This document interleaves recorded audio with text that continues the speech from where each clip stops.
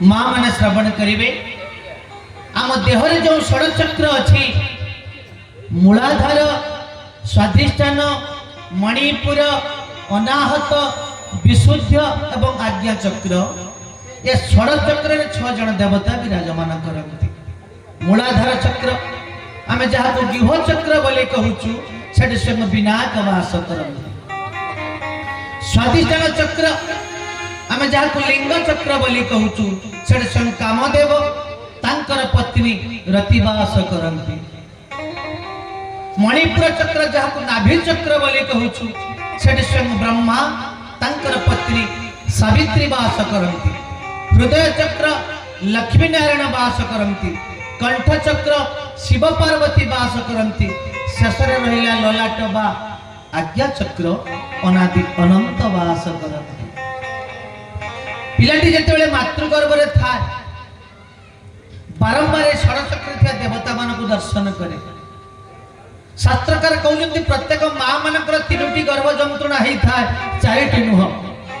प्रथम गर्भ जंत्रणा आरंभ है जो षड़चक्र देवता मान अच्छा गर्भर थी सन्तानटी को कहले कह भूमिष्ठ है टिके सत्संग करिबु तो टिके प्रभुंकर गुणगान करिबु तो इत्यादि इत्यादि कही चलिले।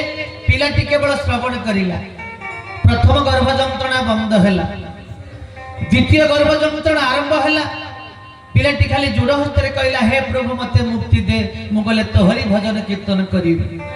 द्वितीय गर्भ जंत्रणा भी बंद हैला। तृतीय गर्भ जंत्रणा आरंभ हैला। शास्त्रकार को देवता मैंने ठेली देले किंतु माँ मैंने कहती देखिए पिलाटी जिते भूमिष्ठ हुए तार 2 पट कोटि देश में जाई बांधा चिन्ह था। माँ मानकर मत जाई बांधा चिन्ह, शास्त्रीय मत देवता मानकर ठेली दबा टीप चिन्ह बोली जहाँ भी हो। पिलाटी जिते भूमिष्ठ है माया रे बाया है देखिला मो बाबा जड़े प्रतिपत्तिशाली, मो बाबा जड़े आईएएस अफिसर करिथिबा शपथ संपूर्ण भूलिला।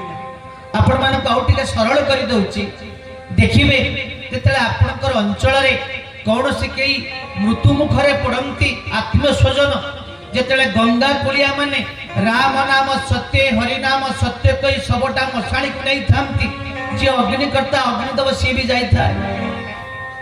आपण माने देखिबे जे अग्निकर्ता 5 फेरा 7 फेरा 9 फेरा 11 फेरा जोठी जो प्रकार प्रथा अछि ये अग्नि को प्रदीक्षण कर सारा परे जिते मुखाग्निटा दिए गंगा कुलिया माने गोटे कथा कहते बाबूरे से निया को चाहनी पछपट को मुह करके बस ता अंटार गोटे दा बा दाउली बा गोटे कौन गोटे खुशी दियंती ना नहीं अच्छी ना नहीं गया ते जोर कहना मत टिके कम शुभे जदि अच्छे तार माने कौन जे बापा जे माँ आपण को एडे रु एडे बड़टा करिले 5-10 तला बिल्डिंग कर देगले मो पिलाटा उपभोग करिवो। 5-10 केजी सुना रखी देगले मो पिलाटा उपभोग करिवो। शेष रे बापा माँ कर गोटे कर्तव्य हाथ 2 हाथ कर देबा ताको भी बापा माँ सारिले सेही बापा सेही माँ जतले मृत्यु मुखरे पड़िबे ताको मुख दर्शन करिबानी ये की प्रकार प्रथा की प्रकार धारा केबे विचार करिसंती हे सज्जन सेतिक बेले से पिलार चैतन्य उदय हुए। हे बापा हे माँ तमे जाओ तम सहित ममता जोड़े को चाहूनी जीवन सारा खाली कहल जेते पारु बाबूरे कला बाबू भक्ति कर दिने मन पकड़े बापा आज तू ऑफिस जाना मते बसिकी टिके गीता भागवत श्रवण कर। हे बापा हे माँ तमे जाओ तम सहित ममता जोड़ा को चाहूनी मते टिके छाड़ मुझे प्रभुंकर गुणगान करे बोल आनंदे खवा जीवन सारा मोर मोर हेले चला लक्ष्मी चला प्राण चला जीवित मंदिरे चला चले चो संसारे धर्म एक ही निश्चल लक्ष्मी चल चंचल आपण पाखे 100 टंका अच्छी मत देले आउ क्या देवी सी आउ क्या दब सका आपण के 100 टंका टी ये विष्णुपुर संध्या बेल को कौटी कटक भुवनेश्वर पुरी पहुंचब अर्थात लक्ष्मी चल चंचल ए प्राण भी चल चंचल गोटे पवनटा जीवा आसवा करुच्ची केते बेले बंद हम किए कह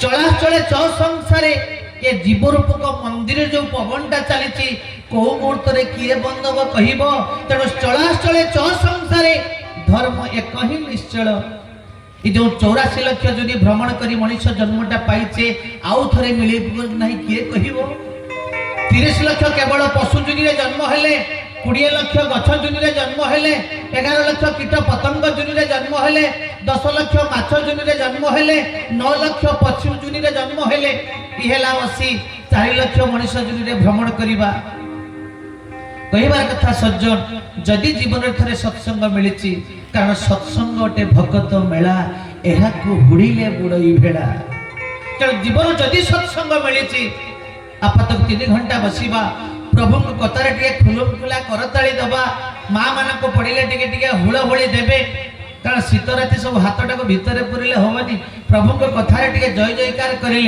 अनेक लाभ तेणु आपात कीर्तन टे खुलमखुला हाथ हो बोल आनंदे कवार श्री कृष्ण नंद लाला बाल गोपाला जसोदा नंदन मुरली बाला श्री कृष्ण नंद लाला बाल गोपाला जसोदा नंदन मुरली बाला जसोदा नंदन मुरली बाला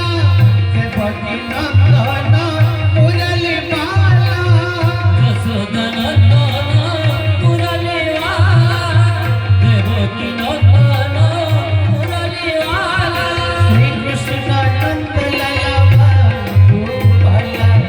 जसोदा